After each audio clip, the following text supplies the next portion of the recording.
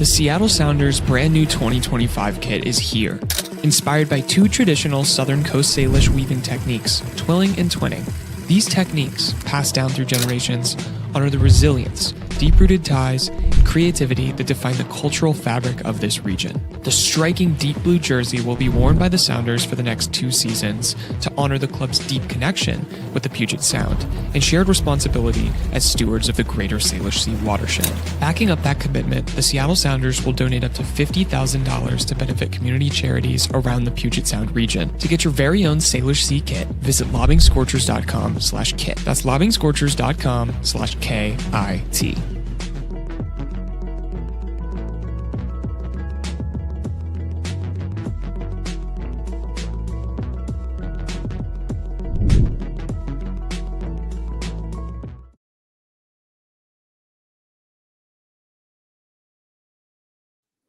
Good morning, everybody. Welcome in to another episode of Lobbing Scorchers Kickoff. I'm Ari, that's Niko, and we have got an absolutely jam-packed show for you all here this morning. We're going to be talking about the Seattle Sounders 1-1 derby draw at Portland Timbers. After that, we're going to be doing a little thought exercise. We're going to be giving the Seattle Sounders a letter grade for their 3-game road trip that saw them go to Houston, Los Angeles, and Portland. And then after that, we're going to bop around the league a little bit, as we always do, talk about some of the other rivalry week results from around Major League Soccer, some Inter Miami, perhaps, as they continue their downfall, and then go from there. But Niko, to start it off, you guys may have noticed a little bit of a late start here this morning. It sounds like there was chaos and anarchy at the Moreno residence. We had a missed school bus. Niko, give us the VAR review. Whose fault was it? Did anyone get a yellow card? Are there going to be fines by the disciplinary committee? What happened, man? What happened? No fines. I definitely take full responsibility for the inconvenience there. My daughter had a little bit of extra time today to do her hair because apparently it's a special day at school, and I allowed it. Everything kind of started setting back 5 minutes at one time, and by the time lunch was done, apparently she left a little bit later, and it's definitely on me because I was not keeping track of time. So, review came back, and I am the only person that is responsible for the mishap. That's on you, man. I mean, the hair thing, I think that plays into it, but you weren't locked in on the clock, and I was not. The bus driver gets there. Where is she? I'm going to keep going, so happens to the best of us, but appreciate you all bearing with us as we weathered that storm here. But we are here now, and we got a lot to talk about, Niko. Seattle has played 2 games since we last recorded, one of which did not go that well, one of which went a little better. But let's start, Niko, in particular with this Portland game. We haven't caught up on that at all. 1-1 draw. Albert Rusnak scores a nice opener, but Santiago Moreno gets the equalizer 5-6 minutes later, and that was all she wrote as far as the scoreboard went. How do you size up this result for Seattle? Just my initial take on it was just generally a 1-1 draw in a Cascadia derby game isn't the worst result in itself. I think you usually take that. Usually the home team's going to feel worse about a draw than the road team. But I think the vibes might not be as positive as they could be coming off that result because of how much of a debacle this LAFC game was. And given that debacle, they really, I don't know if it's like must win, but they really could have used a win to wash away the bitter taste from that LAFC game, and a draw doesn't really do that, even if it's not the worst result in itself. That's how I see it. Do you see it much differently? And what did you think of Seattle's performance in general in this game? Well, let's start by giving the Timbers some credit. I had been on record, because as someone who follows the Timbers pretty consistently over the last couple of games, and both in which they were able to have clean sheets, they were clearly trying to mitigate some of the defensive issues they've had all season. They've been a lot more selective on when to push numbers forward. They've been working out of a mid to high block, And I just had a feeling that Phil was going to go in here and try to make things not easy for Seattle. And I think that that's what happened. I thought that they did a great job at containing Ryan Kent, not allowing him to have a lot of space on where to run through. I feel like they did a good job at keeping Wasowski from getting to certain positions where he's had a lot of success in the last 6 games that he's been as good as he's been. So, because of the game plan, because of the place where you played, Providence Park being a difficult venue to play at, I feel like Seattle, they did a solid job. Did they finish off? Could I say that they could have done better? Absolutely. I feel like Brian Smetzer was spot on when he said that it was points missing. They dropped some points. They were the better team over the 90 minutes. Perhaps they had the most amount of chances, not the best chances, but they had the most amount of chances. I thought that they were able to, at the very least, create opportunities offensively. And more importantly, they kept a very good offensive Timbers team almost at bay. Anthony was ineffective. Santiago Moreno, aside from the goal, was pretty ineffective. Da Costa, I thought he was good. But regardless of, I think Seattle did a great job defensively to hold them back. My man of the match was Christian Roldan, with Yeimar maybe a close second. But I thought that they did a lot of things right to keep the Timbers from getting forward when they decided to get forward.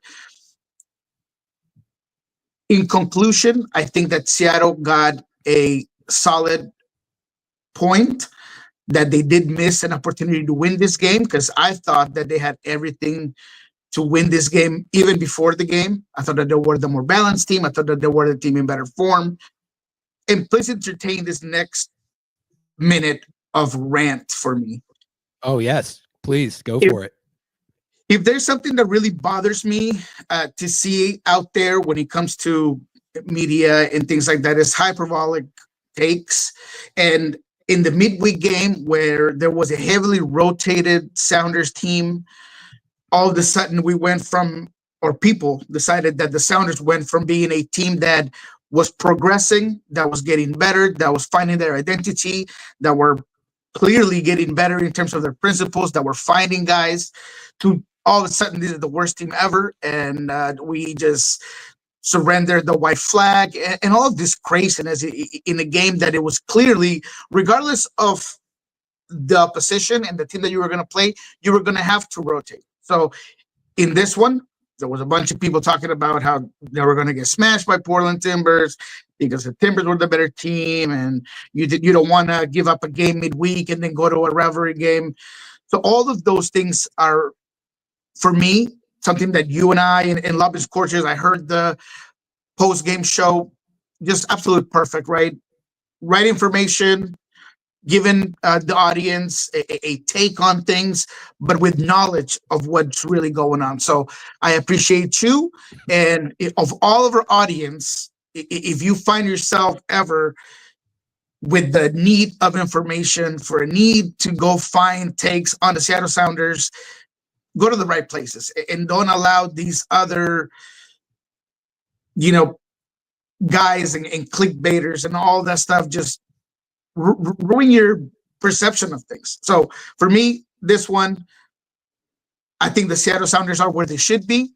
And we'll talk about where we grade them in terms of these 3 great road trip that they've been on. But overall, man, Seattle could have done better, but I'll take the point.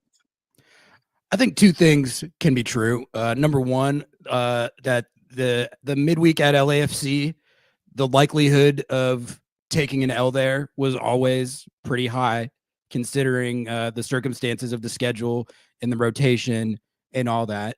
But that also that getting 4-0'd is never fun. And it is absolutely fair to point out that with the depth of this roster being what it is, the 11 that they rolled out at LA shouldn't have got 4-0'd. I do think that game was more competitive than 4-0, which anytime you say that when you get 4-0'd, it doesn't really get you that far. But that game was 1-0 at halftime. If you told me that going into that game with that lineup, given what the schedule is, you're in striking distance to still take at least a point there. And even with it being 2-0 into the second half, you're not totally out of it at that point. Then it gets away from you late, probably looks worse than it actually was. But at the end of the day, a 4-0 is a 4-0. This team shouldn't be getting 4-0'd, even if they rotated. So even if I'm not tilted at all that they dropped the game, I definitely understand why there was some negative blowback after that result. But I mean, I agree with you. I think like in MLS, circumstances put you up against it like that. Sometimes it's about how you handle it. And the midweek game was a debacle. There's no question about it. But I think coming out of that game, the question became, how do you bounce back? You've got a derby game coming right up, biggest game of the season, always one of the biggest, if not the biggest games of the regular season. And they got a result that I think most times is acceptable. It just doesn't feel super great when you really, like I said, you really could have used the W just to get the psychological morale back on track. I mean, yeah, this team was flying before the LAFC game. It took the wind out of the proverbial sails to lose that game that badly, but they had won 4 out of 5. They were scoring goals for fun.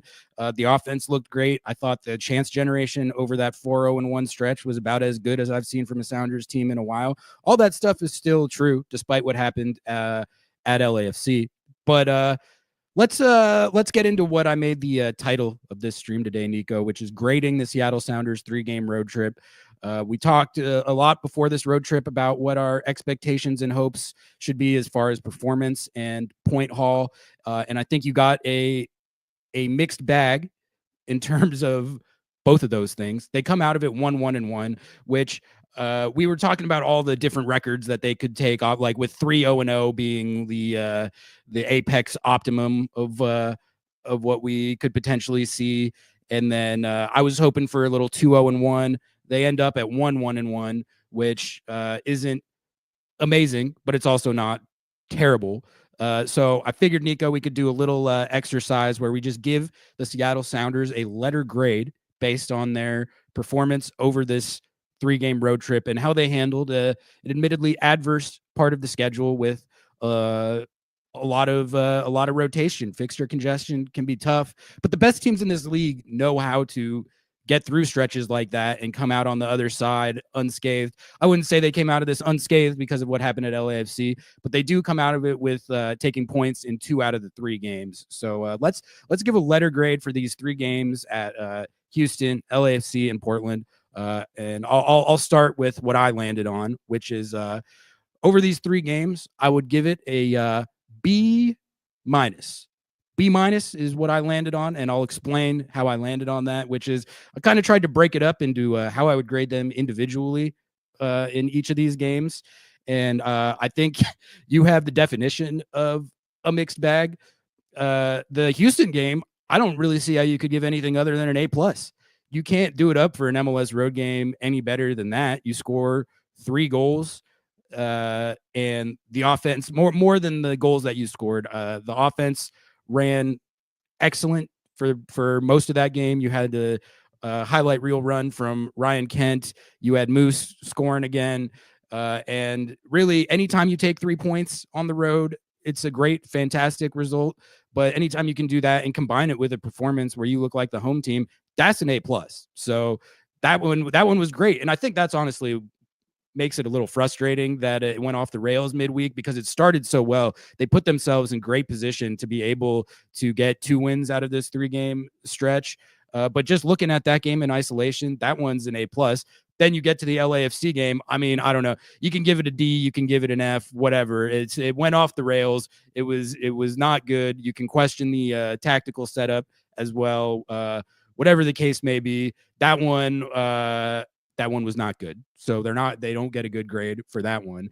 This Timbers game is a little more interesting and debatable though. And I was trying to give my grade on this one just on this game itself and not take into account like the vibe deterioration that happened after the LAFC game. And look, I really think, I think some people think that any game that you don't win by 4 goals is just an automatic F. These derby games are intense. The degree of difficulty on them as the road team is very high.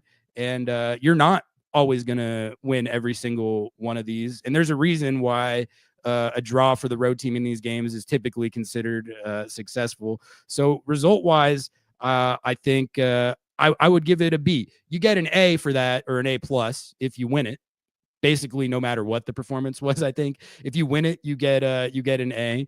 But if you take a hard fought 1-1, for me, that's a B. So I think in the totality of that, I see that as a B. But I threw the minus in there just because of how much the LAFC game went off the rails at the end. Look, if they had lost that game in a more competitive fashion, like a 1-0 or a 2-1 or something, I think I would be on a solid B for the road trip as a whole. But just because I don't like getting on our post-game shows after a 4-0 and having to deal with that discourse, so I threw the minus in there because of that. But overall, that's what I landed on. B- for this 3-game road trip, which is not it's not incredible, but it's not a disaster. It's not an embarrassment to the club and the sport, as some may have characterized. So that's how I landed on B-. Niko, how do you size up this road trip? What would you grade him out with? Yeah, I would say that for me, overall, is a C plus. And the reason why I say that is because when I looked at this road trip, I said the bare minimum of this 3 games should be 4 points. The bare minimum, like that's the average of what you should be able to do is that. If you get beyond that, then it's better. If you get below that, then you obviously are not doing your job. And I thought that they handled it well to start off. Get you 3 points, assured the 3 points that you are going to get out of this 3-game stretch. Go to Houston with your very best team, get and assure yourself 3 points. The way that game played out had certain things there that you could, pick at and say, being up 10 man, who Houston is, whatever, is still on the road. For me, that was a good performance. That was an A performance for me as well. When you go to LAFC, you got to fail them, right? I mean, you can lose a game 4-0, regardless of the last 2 goals coming in after the 80th minute, and pass them. You can't get a passing grade for that. No. I will say that, of course, because of the result, I think that there were a lot of assumptions made about certain players. And for me, Brian Smetzer needed to see certain players play a competitive game, a difficult game, on a difficult venue to have a better assessment moving forward. And so I thought that there were good things that still don't get you to a passing grade, but I thought that for me, it was necessary for you to see a guy like Osasa start a game. It was necessary for you to see a guy like Kalani play again, play in the fullback position as he did in the second half. I think that there were just things that you needed to see. And I think Brian was able to, at the very least, look at some things for the future. Then you go to this one. I think, and I have no issue saying that I thought that the team could have done better. And therefore, for me, I probably hit this as a B because of the starting setup. I was a little bit shocked not to see Pedro de la Vega start this game alongside Ryan Kent. I think that there was a missed opportunity to exploit some of the spaces that Portland did give at times. Whenever they would push their lines a little bit higher, when Mosquera would push forward. I mean, there were moments and times where I felt like whether it was Bravo or whether it was Mosquera, there was space to be had, and Seattle wasn't able to do it. Jesus Ferreira, for everything he does well, is not necessarily stretching out a defense and being a guy that is going to make you defend, that's going to pin back your fullback, that's going to go at you consistently. And another thing that I thought was missing, that if you were not going to start Pedro for whatever reason, you decided not, it should have been Paul Rothrock that played that position. And I know that Paul, especially now, because we're in an era that if we're talking about how good Ryan Kent has been and the talent he has. We got to completely shit on Paul Rothrock for being a guy that is not a European style player and all these things. But the reality is that if you have any sense of the game, there's a lot of things that Paul Rothrock does that are important for this sort of matchup. One that I thought was missing overall was the temperament, the character. That there's a certain way that you go into a derby that I felt like there wasn't nobody really there to set that bar. And then two is that he's going to make that fullback or wingback work, regardless of how good or bad or sharp or not sharp Rothrock is. His high volume of play, his high rate, that engine that he has is going to create a lot of issues for that side of the defense. So when you were going into a game that perhaps Phil Neville was going to be a little bit more conservative, it would have been nice to have a guy that was going to wear down that side of the offense in that sort of way. And that goes to Ferreira having another lackluster performance. I mean, I wanted to see more. I wanted him to be more involved, more influential. It's clear that it's fair to criticize the lack of influence he's had on the attacking end. And do we go back to, is it positional? Is it a fitness thing? You know, he was coming in from a game, a week where he wasn't full on practice. He was kind of on and off. Then he ended up having a couple of back-to-back trainings where he was full in training. So that's why he obviously gets to start. But maybe there was a minute restriction because later you ended up taking him off and play with Paul Rothrock as a striker, which is not something that I condone. It's not something that I like. It's not something that I think should keep being an option. So with all of those things put into place, I feel like maybe I'll stick with a B- for that particular game. But overall, I would say it's a C+ sort of situation, just a little bit better at the end of it, just because you could have had this game, regardless of maybe not having your best 11 forward to start off that game. You still gave yourself a chance. You still were better than Portland statistically, by eye test, by just the way Phil Neville handled the last 10 minutes of that game. He's kind of playing for a draw. He's happy with the draw. And that for me, although Brian also said that there's no moral victories, I feel like moving forward, it makes you think, hey, we're on the right path. We're making progress. Yeah, you hit on some lineup and substitution stuff that I want to dig into a little more. Before we get into that, Bad Sequels, YouTube member for 3 months. Ari Niko, low-key twinning today. Yeah, we planned that. Thanks for the support, Bad Sequels. Appreciate you. And Derek Richards coming in with the $4 super stick. Oh, yeah. Derek, you are a maniac as always. Love you, man. But yeah, let's talk about this starting 11 and substitution stuff a little more. Brendan brings it up in chat. I question the move at left mid and right mid. I think Kent Jesus wasn't very effective. De La Vega is more dynamic than Ferreira. Love Georgie, but I don't think he and De La Vega vibe very well. Yeah, so I think the eyebrows that were raised when this starting 11 came out was I really if you would, I don't think I did a predicted starting 11. I don't usually like do stuff like that. But if you had asked me to predict my starting 11, even taking into account the lineup that they ran at LAFC, I would not have called the Rusnak Ferreira duo getting the start in the Portland game, just because there is not a track record of that looking super hot this season. We've talked a lot about kind of the awkward tactical fit between those two players. And so I've been saying I think they still do need to try and figure out a way to run it with those two guys playing together. This would not have been the game where I personally necessarily try to do that.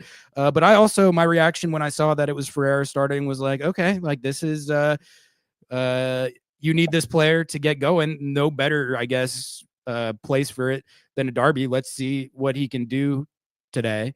And individually, I didn't think it looked much different than it has at times this season when they've ran that setup. But I will say, if there was a positive takeaway from that 11's performance, I thought the attacking performance in the first half and really throughout the game, but I thought the attacking performance in the first half was okay. They generated some good looks in transition. I think what you were saying about taking advantage of the space, it was unfortunate because I thought they had some good looking counters and sequences of play and build up, taking advantage of that space when you knew Portland was going to be throwing numbers forward and really pushing for that first goal. You were always going to have to absorb that pressure and ideally generate some looks at the counter.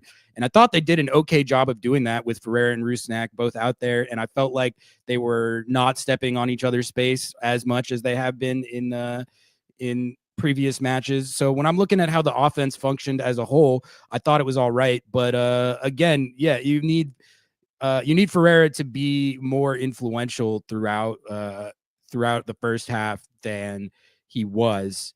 And I think with that in mind, I totally agree. This is like a perfect Rothrock game. You could see it when he actually got in the game. Like you mentioned, just the kind of edge that he brings, the swagger, the chippiness, all of that stuff is tailor-made for a derby game like this. And my favorite setup for this team right now, I think, is the Kent and Rothrock duo, like playing together. And so I guess that's what I would have liked to have seen. But then, yeah, when we're talking about the substitutions and sort of like Rothrock and Georgie and everyone's role tactically when they came on, yeah, Schmetzer said that it was sort of like a Rothrock false nine thing. Didn't he say that at the presser? He didn't use the word false nine. He just said that the reason why he didn't bring in Osasa is because Rothrock just has more experience, and that's a fair assessment. And again, this goes back to Wednesday's game, where now Brian has a better idea of what Osasa can provide right now, and you got to give him the benefit of the doubt, where he thought, look, I just saw Osasa, and what I'm going to get out of him right now is not what I need. And then he ended up just going with Rothrock. I mean, that obviously also talks about the lack of depth that there currently is at that striker position, something that I've been saying consistently. And that's the reason why you go there. But again, not necessarily something that I think was going to change the game, because it was late in the game. I mean, it was like you got maybe, I think, 10 minutes, if that, out of Paul Rothrock striker. And so, it was just something that I feel like he just changed. He wanted to use, and he wanted to attack the wide areas, and that's why you bring in Georgie. Tire legs, makes sense, but not having that striker that you can trust, I think, is also a factor of why you ended up with just Rothrock playing up there. Seattle did get a very good goal in this game, and I think honestly something that makes the result adds to a little bit of the frustration is that they actually put themselves in really good position to win this game. Like you mentioned, they score the first goal, and then even at the end of the game, to me, it really looked like Seattle was the more likely team to score in the last like 5-10 minutes of that game than Portland. They were on top of them for that last period of the game, knocking the ball around in the final third. They had a couple good looks. De La Vega had the look, right? So I mean, Rothrock gets one that if he passes, if he does a cut, if he passes to Albert Rusnak, it's more than likely a goal, a game-winning goal. But that goes again to Rothrock's effort and willingness and ability to get to prime assist zones. And going back to my huge pet peeve of 2025 is the hyperbolic takes and the overreactions that we constantly get. It's funny how Ryan Kent went from being the most talented player I've ever seen with the Sounders jersey to maybe he's not that good. Once again, it's an overreaction to absolutely everything. Look, we knew moving forward that Ryan Kent still had some things to gather, right? I mean, we had seen him come in, be a guy that was unbelievable off the bench, and you know that he has the talent, you know how good he is on the ball. But when you start a game and you play 90 minutes, there's a lot of things that kind of move forward that you kind of got to get used to. I thought defensively, he needs to be a little bit better. That goal against the equalizer by Santiago Moreno, he's not tracking back enough. He's not really marking anyone up. And Kimchi, he ends up having to push on the wide side to get the Costa. There was a lot of things that I felt like Ryan could have done a little bit better. He had difficulties getting on the ball. There's one chance in the first half that he should be able to bring that ball down, leading the ball in front of him and get an opportunity, but he kind of gets stuck in his foot. He brings it back. He makes a pass to the left side to Musovski, I think, create an opportunity. So the chances were there, but I feel like Ryan Kent is still trying to get the legs from under him. But those hyperbolic takes of he's awful, he's great, he's one. I mean, I remember doing radio for 10 years in Spanish lets you be very mindful of where your analysis is. And I remember John Rojas, one of the guys that I learned a whole bunch of in radio, would say your analysis has to have enough foundation that it doesn't depend on a result week to week. And this is what I see from people and everyone when it comes to, you beat Nashville 3-0, Sounders are amazing. Then you have a bad game, they're awful. And then you beat St. Louis by 4 goals, they're amazing again. There is a middle ground of this team is where it should be right now. It could be better in a lot of ways, but same thing goes for Ryan Kent. I think that there's still some things that he's got to get to, and I still got to see. But he, in my opinion, is still not at 100% yet. He was out of the game for a long time, out of competitive minutes, and I think once he gets to that top form, he's going to be a lot better than he was in this game against the Timbers. It is something that I've noticed more and more the longer I'm in this podcasting and YouTubing game. Every take is like the most recent result proves every take or agenda that people have. So any result that's not fantastic and they win by multiple goals proves every negative agenda that people have about every player. So yeah, including depth. Let me just hit that one first. Everybody was so frustrated with the Wednesday game because of depth, and depth can be objective depending on what you think depth is. If you think depth is having an entire B team that can play just as good or close to as good as your A team, then you are living in la la land, my friend. Unless you're the Vancouver Whitecaps, apparently, but most MLS clubs. No, but even the Whitecaps. Yeah, actually, they 0-0. They 0-0'd. No, week. And before that I forget what game they ended up winning, and they didn't put Brown White. They had a whole bunch of people off. But yes, I mean, of course, there's ways to move around your team around. But I guarantee you that those teams are able to not get and not be as effective as they typically are, and maybe the circumstances are different against the team that's in front of you. Because look, as much as that game was awful by the Sounders, and I'm not going to sugarcoat it, it was bad on Wednesday in terms of the execution.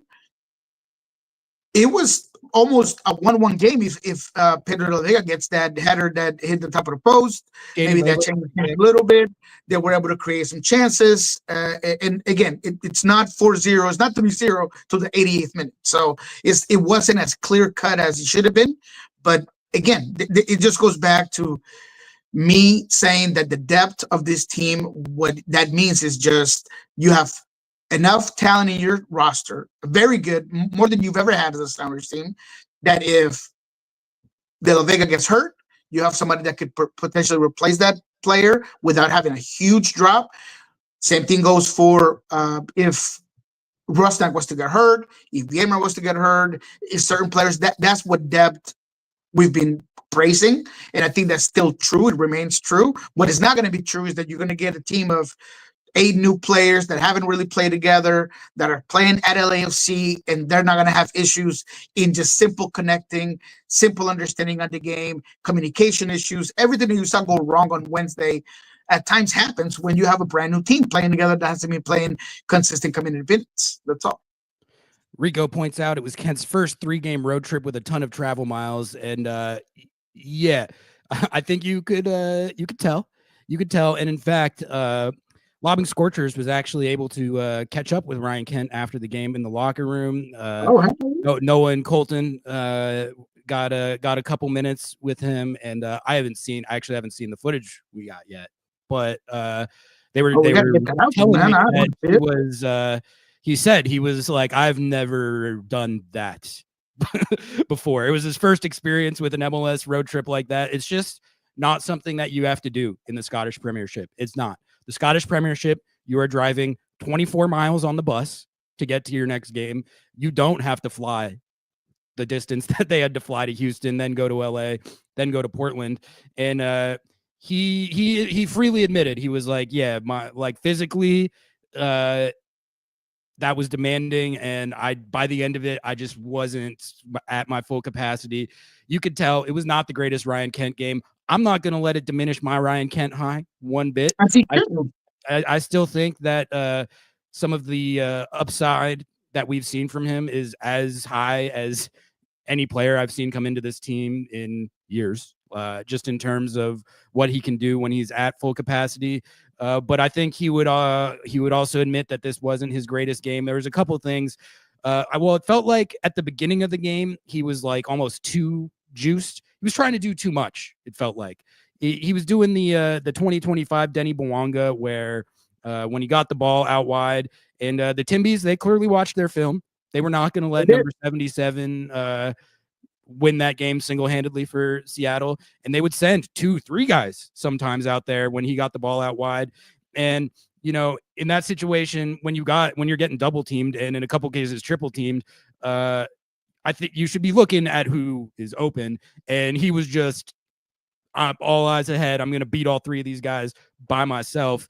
And he got dispossessed like 4 or 5 times. So it wasn't as like effective on a touch to touch basis. Like that's the crazy thing about like what we saw in the St. Louis game and at other couple moments, or even the Houston game. There were just these individual moments where he was just taking over.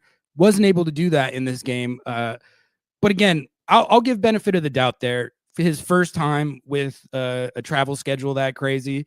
And I just think we've seen such great stuff from him at times before this game that I still lend credence to that, even though he wasn't as effective in this game. And the Timbers, they did a good job on him in particular, but they did leave themselves vulnerable in a lot of different spots in this game in terms of leaving a lot of space for Seattle to attack, like when they would go forward and lose the ball, and they had some bad giveaways. But let's just talk about Seattle's goal. That's a nice little positive. That was a positive in this game. Great team goal. That pass from Christian Roldan might be like dime of the season from a Seattle Sounders player. He was fantastic in this game. Ball winning continues to be phenomenal. And just like the energy, effort, and work rate, but also just what he brings on both sides of the ball. You saw it all in this game. And on this goal, the pass that he makes to Spring Moose is a world-class dime. And then you have a Moose assist on this goal. So Moose gets on the stat sheet again. Great hold-up play for Moose there to lay it off to Rusnak. And then let's give Albert Rusnak his flowers. That's an excellent finish. That is a DP goal right there. It counts because it's a rivalry game against a Timbers team that is good on the road. You can't even poke holes in that one. It's a good goal. And really, I thought so. Anytime Rusnak does something good, we get Brigade in our chat doing their mental gymnastics to like figure out why it doesn't count. You could actually see it happening in real time where they were like, all right, yeah, he scored the goal, but after that, they didn't score another goal. So he actually is still bad, and we're actually still right about him. But like the thing is, even outside the goal, I thought Rusnak, he had just had some excellent sequences of play.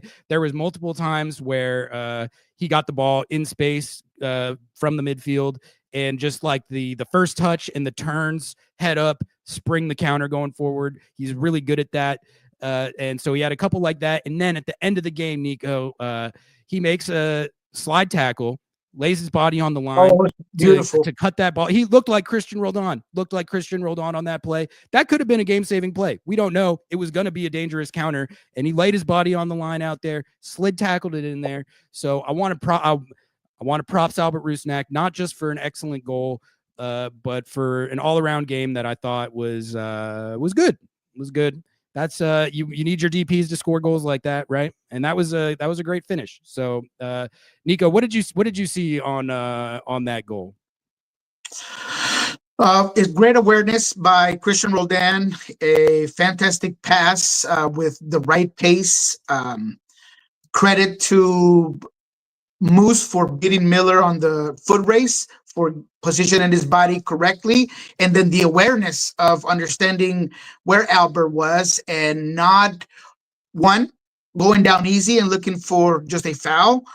Two, maybe doing a little bit too much and holding that ball where there was no need for.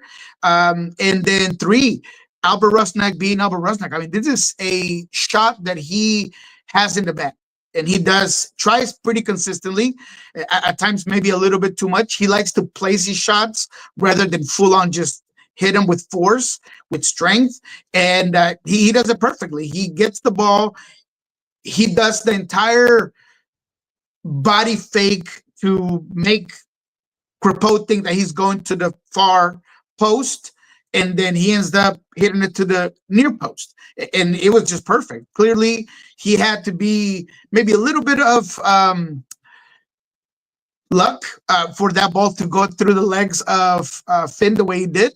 But made it cooler, nonetheless, it made it cooler that he megged the guy. He made it even better. He made it even cooler. But what I'm saying is that this is not a coincidence. This is something that he practices. This is something that he has on his bag. So I thought it was a great goal from start to finish. Credit to all three of those guys for the way they handled it.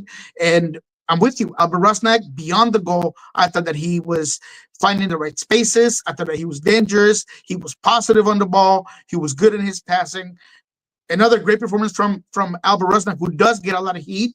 And if anything, to me, he's shown that getting re-signed as a DP was worth it.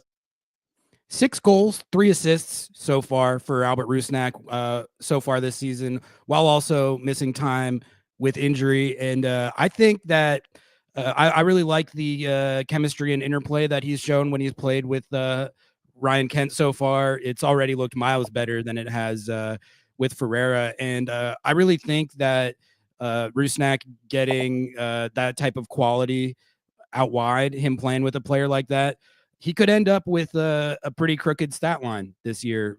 He had a good one last year, 10 and 16. That's great. That's excellent production. Even more than that if you do all comps. And with him being at 6 and 3 so far this year, feels like he's picked up where he's left off. Purely production wise, you can debate the performance if you want, but I think when you're talking about a DP number 10, at least for me, the stat sheet is just the first place I go, because you can play as well as you want, but if the production's not there, that's the first thing that you need to see. He's doing that right now. He did it again in this game. So that was good. That was encouraging. Again, Moose gets the assist. But I guess, Niko, where'd you want to go from here? Did you have any other takes on the lineups or the performance or the road trip as a whole? Yeah, I thought I wanted to praise Alex Roldan for another strong performance, especially defensively. It is not easy to handle Anthony and Bravo on that side, and he did that extremely well. I thought that the entirety of the game, he was poised. I thought that he was smart, very intelligent on understanding where he needed to be. So that one I wanted to go ahead and put out there. And I think Kim and Yeimar had a very good game. Maybe a couple of issues getting out of the back, not as crisp as maybe it could be. But when he came to all-around defending, I thought that Yeimar put Mora in a little heat chain and just put him on his pocket. I mean, he just had him the entire of the game. It's not easy to handle a guy like Mora. Even on the goal, you could see where Santiago Moreno hits, Yeimar is on Mora like a bat. I mean, he's just on him. So all around, I thought Yeimar had a very good game. He's someone that I feel like needs to continue to be very good for the Sounders to continue to progress. Beyond that, man, I think that's about everything I had.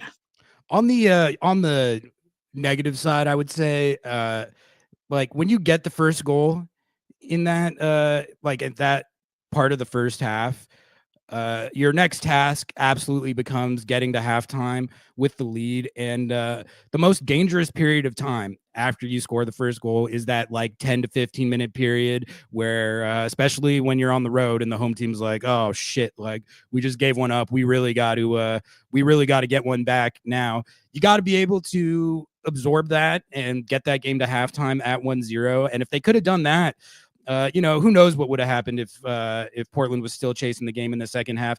Maybe they still get the equalizer, but to give it up 6 minutes, 5-6 minutes after you get the first goal, that's frustrating because you knew that part of the game is where you were going to have to fend off an onslaught, and they weren't quite able to do that. And who knows if they were able to withstand that and get that game to halftime 1-0, they definitely would have had a better chance at winning the game. But I don't know. Do you think there was anything that they could have done differently to prevent that equalizer or manage the game state better? So they didn't let the Moreno goal was the highest quality chance that either team had all game. I agree. No, I think that they could have done a little bit. They could have done a lot better when it came to long spells of possession. I think that's one thing that they needed to do a lot more, especially right after that goal. Take the air out of the stadium specifically that you can do once you have a lead and you're able to hold a lot of possession. I would have liked that to be a little bit better. I thought that's another thing that I felt like Ryan Kent didn't do too well in this game. He was very rushed. He wanted to get forward so quickly, and he wanted to do so many things with the ball. A lot of those, something he was dispossessed. Maybe you just are okay by just dropping the ball, keeping possession, you restart at the back, you find another way to go in. But there's one time that he's on top of the 18, and I'm not sure what he's trying to do with a couple of scissors, and then the ball kind of just gets away from him, and he gets dispossessed. That is one time where I could be like, okay, I'm going to drop it. We're going to hold possession. So I thought that's what the team could have done better overall. Also, again, a lot more of that tracking back. If you look back at that goal, look at what Ryan Kent is at the top of the box. He's marking absolutely nobody. And again, I'm not trying to dog on him or say, he's an awful player. That's not what I'm saying. I'm just saying that's what could have been done better. There's a lot more of that one-on-one defending, better communication, and you take away that overload on that side that results in the Santiago Moreno goal. I do have one more thing that I had on my notes that I'm glad I looked at. Don't know what happened. I know that it's not an injury, but the late scratch for João Pablo was odd. They called it a late scratch on the broadcast. The only reason why he did not travel. Okay. That's why, or at least it doesn't look like he was at the stadium. So my guess is that he didn't travel. But I know it's not injury related. So yeah, not people were asking me, why did JP not make the 18? I'm not quite sure. That's something that we'll look into and we'll ask Brian tomorrow. But I thought that it was a little bit odd. Again, in the broadcast, they call it a late scratch, but I know that he wasn't in the stadium. So I'm not sure why that reason of that move was. My read on that was, or at least my assumption was that they started him at LAFC. Christian didn't travel for that game. Mm-hmm. And he perhaps emptied the tank in that game and they weren't going to play him in this game. So just don't bring him. But there could be something more to it. I guess we'll find out this week. I know you're going to ask Schmetz about it. Let's hit a couple things from chat here as we keep it pushing. Jerome says, something I've noticed with our most talented players is when they have the ball, they tend to try the most audacious thing. I think Schmetz should remind them to keep it simple and build with the team. I think that is, I think you did see some of that in this game. I think if we're talking about Ryan Kent's performance in particular, I think there was some of that again, especially in the first half at the start of the game when you could tell he was just super jacked up.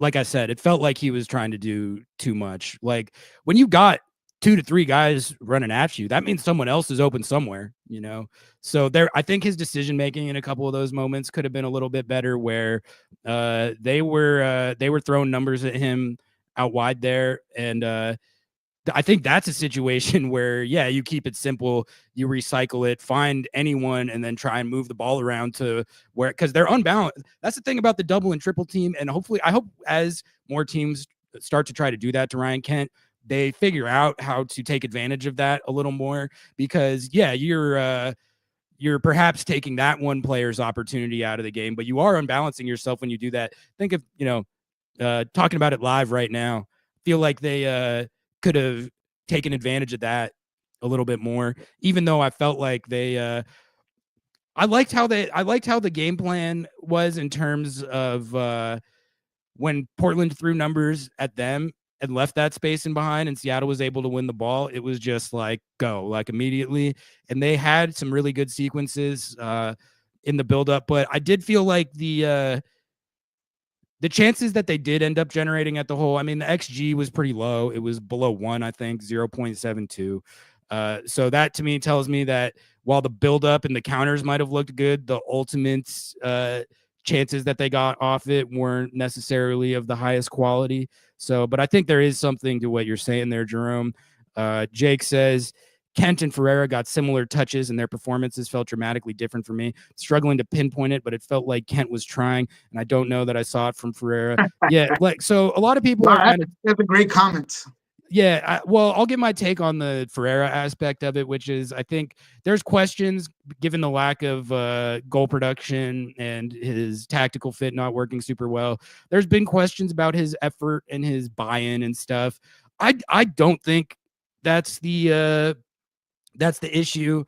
I don't know. I always try and be careful about ascribing struggles to lack of effort when I don't know that for a fact. But also I do see signs that he cares a lot about playing well for this team and this team being successful. My evidence for that would be if you look at just his reactions when the team scores, he is as pumped up as anybody. He's an unselfish guy. He is not a me guy at all. He's not a me player at all. He just wants the team to score. And whenever they do that, he looks like the happiest guy on the field. So that doesn't mean everything, but to me, that indicates that he is bought in and he wants very badly for this team to be successful. It just hasn't fully panned out on the field yet. But look at how he celebrated when Rusnak scored that goal. He looked like the happiest guy in the Pacific Northwest. So I don't know. Niko, what is your take on this one? Yeah, I think that you don't criticize effort because you are a good journalist and a good overall human being, and you're not a clown that's just trying to say things just because he thinks it. And so I praise you for that. Yeah, I don't think it's effort. I do think that the reality of it is that he's just not fitting in it. And that comment is beautifully worded because it's pretty straightforward and it's pretty accurate. Because if you look at how much time Ferreira got on the ball compared to Ryan Kent, I want to say that he got more touches than Ryan Kent, but it doesn't feel like that. It doesn't look like that. And Ryan Kent did seem to be a lot more influential in his own type of way, trying to make things happen, getting inside the 18.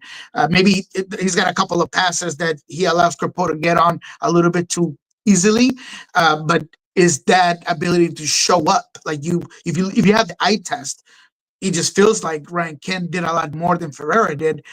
I mean, I watched the game 3 times, and in one of those times, I had to make sure to just completely focus on where Ferreira was and what he was doing. I go back and see where is he at here, and he just was not as involved, as engaged. It didn't feel like that, and even in overall runs when it comes to transition moments. So I'm not sure what the disconnect is. I'm not going to criticize his effort. I think he cares. I think that he puts in a lot of effort. I think he wants to play well. I just don't think that he's been doing it. So why that's not happening, it's something that Brian Metzer is going to have to look into. And something that I'll be asking him, obviously, this week is, what do you need to do to make sure to get more out of Ferreira? Because at the end of the day, and this is something that I hope the audience knows, I have no issue criticizing the team, a player, Brian Smetzer. I've done it. I have I could probably say pretty confidently that I'm the guy that gets on the team the most. Yep. Straightforward. That's why we love you. And just recently, I after our Friday show, I had a comment that someone said that we should be criticizing the team and just what we're doing is not helping. That just seems odd because I'm the opposite guy. I'm the guy that's consistently criticizing. But you got to be fair in your criticism, and you got to understand the process and not be hyperbolic and not be overreactive over the little things. So when it comes to Ferreira, I do criticize his effectiveness on the field, and I think that it's an issue that needs to be looked at intensely and fixed immediately. Yeah, I can understand some of the negativity with the discourse coming off this week. Again, I mentioned it earlier, but just because of how much the LAFC game went off the rails, and then you're not able to see out the win in Portland, which for me, if they had won the Portland game, that would have erased the LAFC game. I would agree.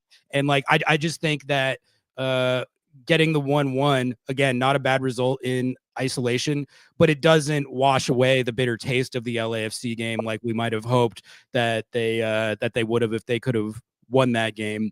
But 1-1 in Portland, you usually take that. Zach says Portland game plan for Kent. They doubled him, sometimes tripled him. He needs to recognize the pressure and recycle it. Agree. I think that if we're doing the Ryan Kent performance evaluation, that would be one of the main takeaways. And I think as he gets more reps with this team and hopefully just gets his fitness up and just his overall sharpness up, we'll see his decision-making improve as well. I mean, it's been excellent, I think, leading up to this game in terms of him picking his spots and picking out runners and is just the awesome work he's done as a facilitator. So hopefully in this next Dallas game, he can get on track. Yes, Niko. So I'm not much of a stat guy. People know that, but I wanted to just look. Ferreira and Kent both 71 minutes. Ferreira had 45 touches. Ryan Kent had 48. So pretty close to the exact same thing. Ryan Kent, 31 out of 34 passes, 91% accuracy. Jesus Ferreira, 31 out of 36, 86. So the numbers are pretty similar, but when you look at the items, it just feels like Ryan Kent was more involved. But statistically, they were pretty similar. So it's a great comment. It's very well put, and that's exactly what needs to be found out. Why is that? Why does it feel like Ferreira is just not as involved, as engaged, as influential as other players, or as he could be? Because again, I'm not ready to give up on him. I think that he's got the talent, the potential. You just got to unlock that. How do you do that? That's the difficult question. That's the $1 million question, or the high TAM amount of money question. Niko, let's do some around the league stuff as we wind down the show here this morning. There's a lot of other rivalry week fixtures going on this weekend. Columbus and Cincinnati drew hell is real 1-1. That's two of the best teams in the league. NYC won their derby with the Red Bulls 2-0. Toronto swamped CF Montreal 6-1. But Niko, let's stay on the Inter Miami beat once again, because man, we want to talk about vibe deterioration. They lose 3-0 at home to Orlando City SC. And I think they've won one in their last 7 or 8 or something. It's really bad. It's bad. Yeah. Like, they're not good right now. Like, look at they're 6-3-4, which isn't the worst record, but they're Inter Miami, Messi and the Barca boys. They're supposed to be up averaging 2+ points per game. They're at 1.69. Their goal differential is +3. It's plummeting by the week. Messi is disgruntled. He's talking about the refs after the game. MLS needs to hire better refs. Brother, you just lost 3-0. And you haven't won a game in like a month or something, or maybe one game. They beat the Red Bulls a couple weeks ago, but other than that, they've been losing every game. This whole thing might be spiraling. It might be spiraling. It kind of feels like that. What do you think of where things stand for Messi and the Barca boys after a 3-0 demolition at the hands of their most heated rival, Orlando City SC? Yeah, the scoreline was surprising, not the result. I had Orlando winning this game because they were in better form. As much as people hate it, I thought that Minnesota's social media person, whoever decided to call them the Pink Phony Club, that was absolutely brilliant. It's brilliant. It's brilliant because it's not just trendy, because my daughter loves the song, and it just describes the club perfectly right now. And everything that Lionel Messi does after the game, criticizing refs, going at the refs, having Bruce Arena have to hold this guy back, all those antics, they're just feeding to that clear look that there's dysfunction all around. And you got Mascherano after the game talking about maybe we're failing as a coaching staff and yada, yada, yada. The reality is that this team defensively is poor. They make one too many mistakes. They depend on Messi. And now teams are saying, look, don't let Messi beat you. And it doesn't, I don't care who it is. If it's Ejande or if it's Suarez, I don't care. But Messi's not going to beat us. So they're completely flocking him. They brace him. They do all kinds of defensive things where he's the main point of reference, and they're not allowing him any sort of room. And if there's anybody that could do it, and they could do it proudly, is Orlando, and an Oscar Pareja team that has a ton of offensive power. And when it comes to defense, they're going to give it to you. They're going to give it to you hard. They're going to elbow you. They're going to grab you. They're going to bite you. I mean, they are just a very good team. And in this one, they were solid defensively. No spaces. If you were going to get on the ball, you were going to feel the defender right next to you. And they just broke down Miami. And when it came to offense, look, man, the fact that Messi was worried about a pass back to Gallese on that goal, the Muriel goal, is a one pass from Gallese through the entire team to the back of your defense, and then Muriel has all the room to run up onto your goalkeeper and score that goal. And Messi was mad that there was a back pass to Gallese. There was no back pass. There was no intention to do it. The pass was supposed to be to a defender. The defender kind of goes off of it. Gallese touches it with his feet, grabs it, and that's what he's mad about. That's why he's over there chirping after the game. Messi, that's the last of your concerns, bro. It's literally the last of your concerns. It's not even on the list. It's not even on the list of concerns. So all of it, yes, it seems like it's spiraling out of control. Don't know what the answer is. Everything that you kind of put together in place to globalize and market your team is coming down in flames. So look, they got to really break it down. Mascherano needs to simplify the game. They need to really focus on how to not play messy ball, but play collectively. And maybe they figure it out. And I'm sure they will. They have enough talent that they could possibly do it. But right now, it looks a mess. I'm glad you brought up the controversy with the Minnesota United's social team because that was they were Minnesota after they beat Inter Miami. They were going about as hard on the socials as I've ever seen another club go at another club. They had the what was the one that you mentioned, the Pink Phony Club. So they had that, which that's great. That was genius. My favorite one.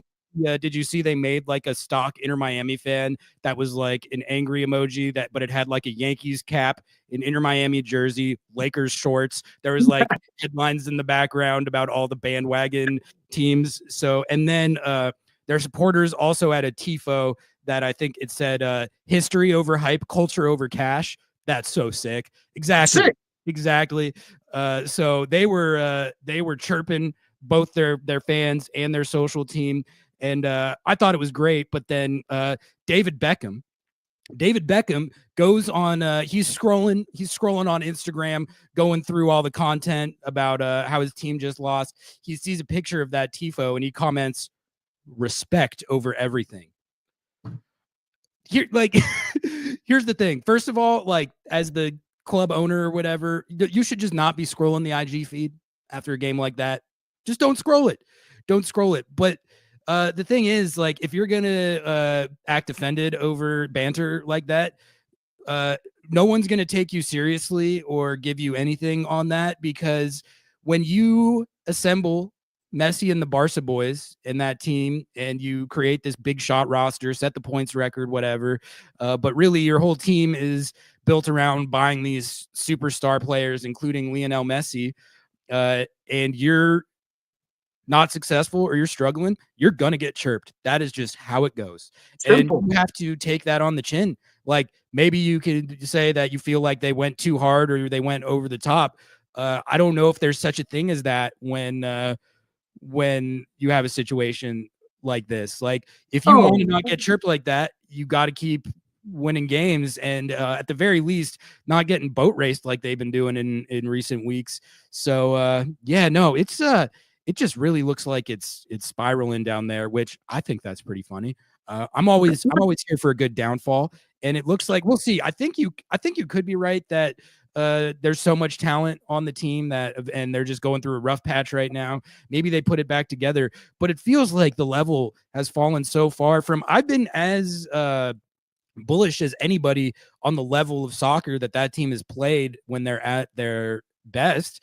I still think that there was long stretches of last year where they were playing the game as high a level as I've ever seen an MLS club play it.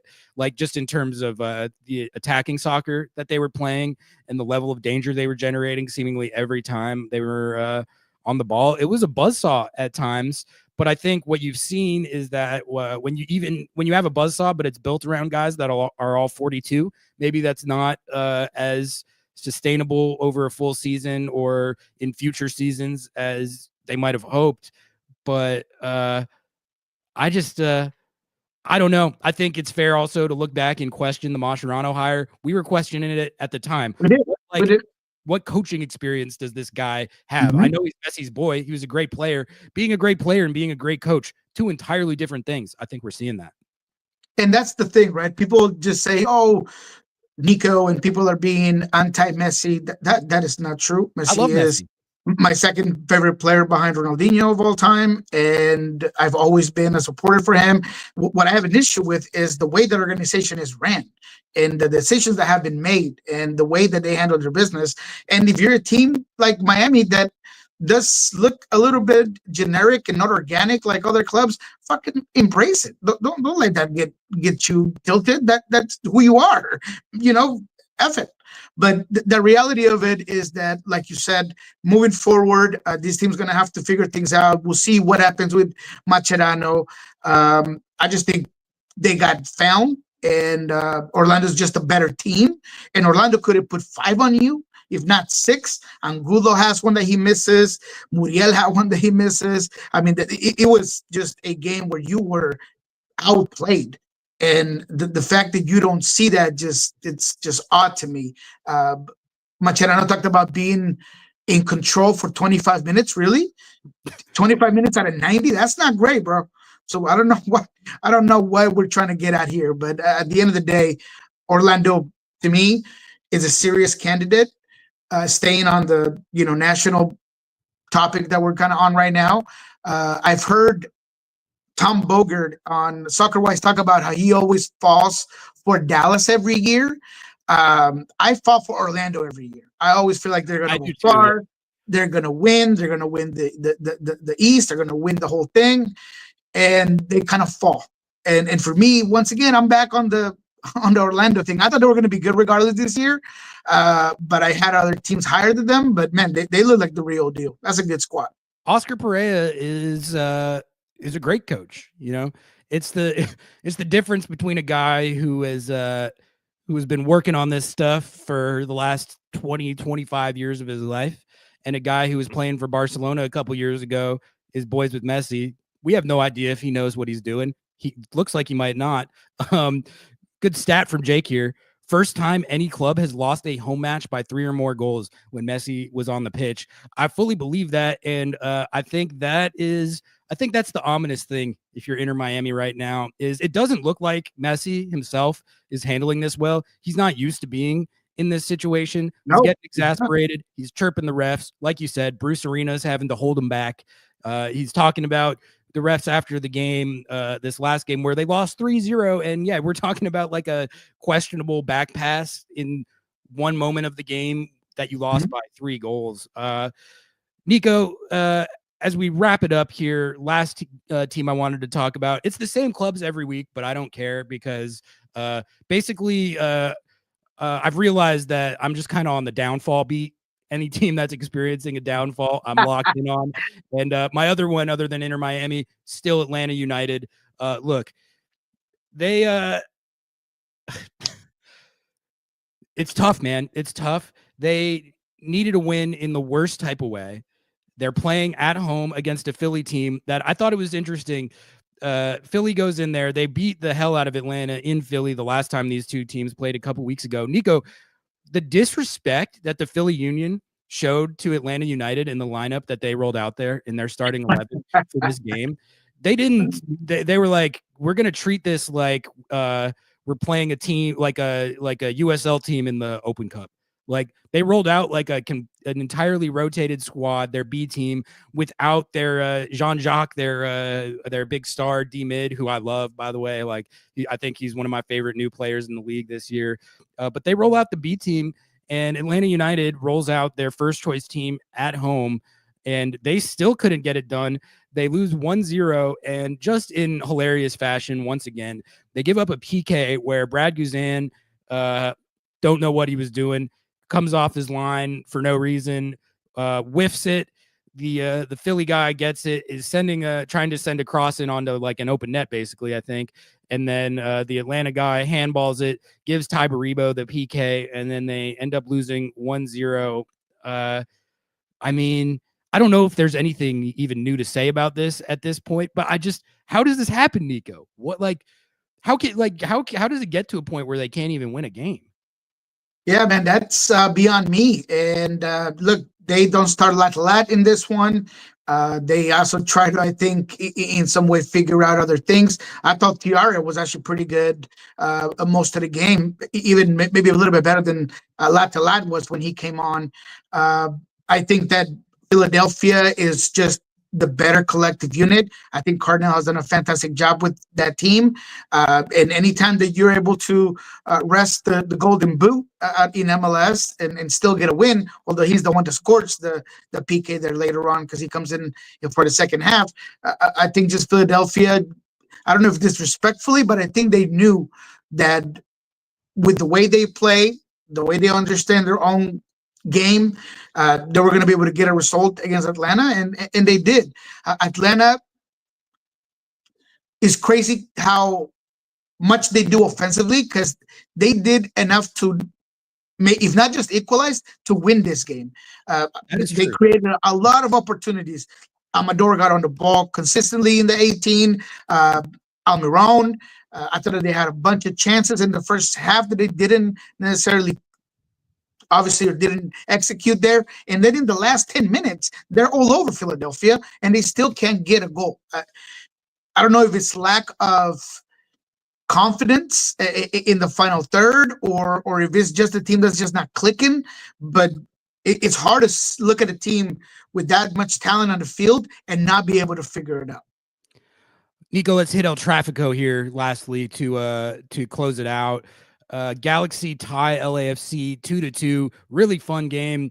We were playing the radio broadcast in the car driving back up from Portland, and it was actually really fun because we were all Noah, Colton, and I were all kind of rooting for the Galaxy in this game. And like listening to a game on the radio when you can't see what's happening is actually pretty fun. Like the Galaxy scored the opener, and everyone in the car is like, "Yeah, let's go!" So that was pretty fun. But the El Trafico match itself was. Noah and I were on our high horse this week leading up to the game about how bullshit it is that the national pundits are calling El Trafico better than Cascadia rivalry. I still think that is a brain dead take, but that aside, El Trafico is always a lot of fun. This match was no exception. And really, from a lobbing scorchers perspective, the result ended up pretty much perfect, I think, because a 2-2 draw where LAFC gives away the lead right at the end, that keeps the Galaxy winless. So they're now 0-10-4. That rocks. And then LAFC they drop points against the worst team in the league right now and their most heated rival, and have a letdown ending where they give up the equalizer right at the very end. So that also rocks. I loved that aspect of it. But I think, I guess I'm wondering if you think of the Galaxy any differently after their last couple games where they get the draw in this one, and Marco Royce, who we were very critical, like looking back at Will Kuntz's interviews, where he was talking about what's went wrong this year. And he's like, well, last year we pushed all our chips in and we saw in Marco Royce for a bunch of money. And now that really screwed us for the next year. And we had to get rid of like 4 guys because of that. We're sitting there like, well, why did you do that? Why did you do that? You didn't need to sign him. I don't think, to my memory, that Marco Royce was like the reason that they ended up winning MLS Cup. That team probably is good enough to win it without him. And it seems like it really kind of screwed them for this year. And he was injured and not in form to start this year as well. But, credit where it's due. He had 2 assists in the Philly game that they ended up losing. And then he was fantastic in this game. He scored 2 goals, almost had another assist on springing Gabriel Peck on a counter for a goal that was waved off for a borderline offside call. So he actually is looking like the player they thought they were getting right now. But Niko, real quick here at the end to close it out, what did you think of El Trafico? And do you have any thoughts on either of the 2 teams in particular? First of all, if you are saying that LAFC and LAG, El Trafico, is a better rivalry, then maybe you grow up without watching soccer and maybe you don't really care about culture or about what a rivalry really means. And you like, generic things like this that kind of just get put together for people to just consume. That's totally fine. But I'm with you. I think it's an awful take. I think Sasha said it a bunch of times, and that just made me think less of Sasha. It wasn't just Sasha, to be fair. It's been a lot of the national pundits. But yes. Yeah, terrible take. But in terms of the game, I thought that it was a huge positive for LA Galaxy that Marco Royce after the game sounded like he won the thing, although they just kind of drew it, but it's a big result for LAG. I thought it was a trap game for LAFC. I said it consistently, and it almost was. Gabriel Peck, 1 step forward, 1 step less back, and he is on site, and he gets that goal, and LAG probably win this game. But going back to your point on Marco Royce, I mean, it was crazy to me to find out after the game that this is his first multi-goal game since he came to the LA Galaxy. I mean, that'll tell you enough about a guy that you paid a ton of money for. Beautiful goal. I mean, fantastic technique to put the ball over the wall. No doubt about that. But yeah, you can expect more from a guy of his caliber.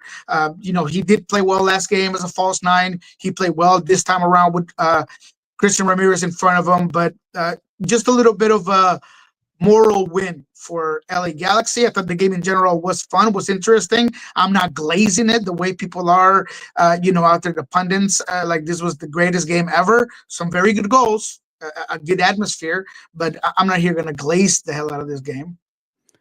The Denny Bouanga goal was very good. It was beautiful. It was a great shot. Like, a great shot. I don't want my my rivalry takes, honestly, to be taken as like, I don't think you need to slight El Trafico to acknowledge that the Cascadia rivalry has much more history, decades of bad blood, and is just in general a better rivalry than El Trafico. We're biased, obviously, but I think, to me, I feel like I'm taking crazy pills with we have these lists coming out that are like best rivalries in MLS, and Cascadia is like 6th. Yeah, it's wild. There's no substance behind what the rivalry really means. I mean, pick up a dictionary and look at the damn word, first of all. And then, sure, I mean, what's more entertaining? Then we can have a discussion. What rivalry is more entertaining? What rivalry has the better moments? What rivalry has the better goals? Then you can go ahead and go and name El Trafico #1 and, Hell is Real after that, whatever you want. But when it comes to being real, although I do like Hell is Real rivalry a lot more than I like El Trafico, but in all sense, I mean, by the definition, the Timbers and the Sounders Cascadia rivalry goes way beyond any of these other ones. Good defensive play from Long. He stepped up to make Peck offside. Yeah, that was a good play.